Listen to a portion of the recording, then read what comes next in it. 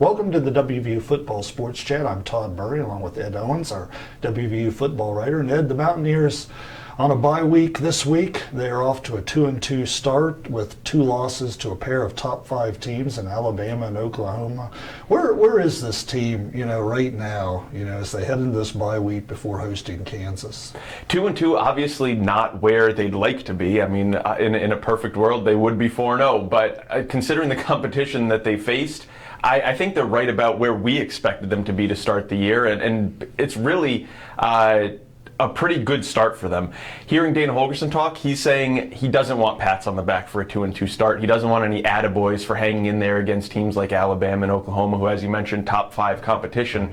But I think WVU has to feel pretty good about themselves and the way they did play. They were in both of those games. They were both tight losses. They had chances to win both of them, and really both games kind of slipped away as it went on, which can be attributed to the depth. Alabama and Oklahoma obviously a little further along at building their programs than Holgorsen in his 4th year at WVU. So I think it was kind of a war of attrition there. WVU wore down. They're not happy with the 2 losses. I think they'll take them, put them in their back pocket, and move forward, feeling pretty good about where they are through the first month of the season.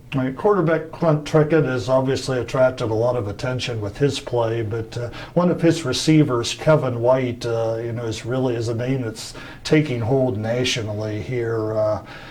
Clint talked about, this being a money year for him, referring to having a good year and putting himself in position for the NFL draft. And it seems like he's really done that so far.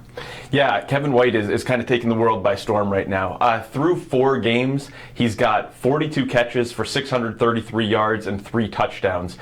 Compare that to last season, where in the entire year he had 35 for 507 and 5 scores. I mean, he's already surpassed last year's numbers. And if you want to put that in even bigger historical perspective, Stedman Bailey in 2012, where he set the receiving yards record at WVU, had 41 for 635 yards. So Kevin White is on pace with what Stedman Bailey did in the best season in WVU history.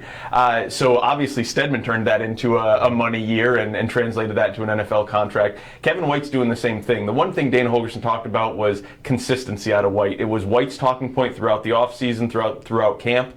He wanted to be consistent. You kind of saw the ability to do this out of Kevin White last year, but he couldn't string those games together. He's hitting 100 yards in 4 straight games now, 1 more, and he's got Stedman tied for the WVU record there.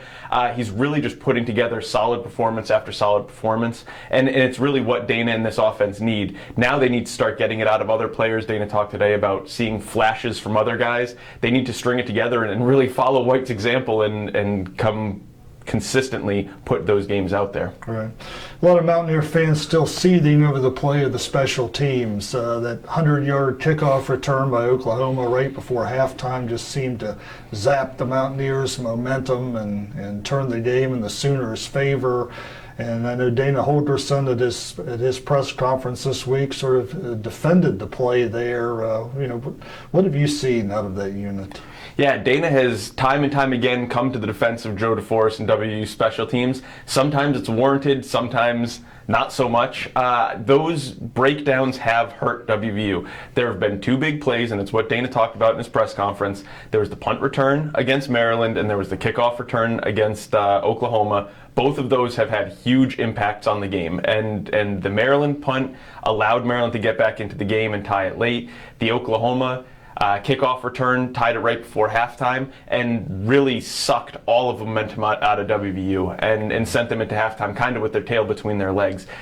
That said, WVU special teams have had some solid individual performances. Kicker Josh Lambert, 7 out of 10 this year with 2 blocks. He's got a long of 54, which is his career best, and it actually leads the Big 12 right now. Nobody else in the conference has even touched 50. So, I mean, there's one strong performance. Nick O'Toole, he's got about 42 yards per punt, which is average for the Big 12, but he's also put 8 of them inside the 20. So he's doing what they're asking him to do. That ties the Big 12 lead as well. So their individual performances are doing well. What they have to worry about is their coverage units, and Dana's kind of taking the all-is-well approach. Everything will be fine. We just need to focus on it.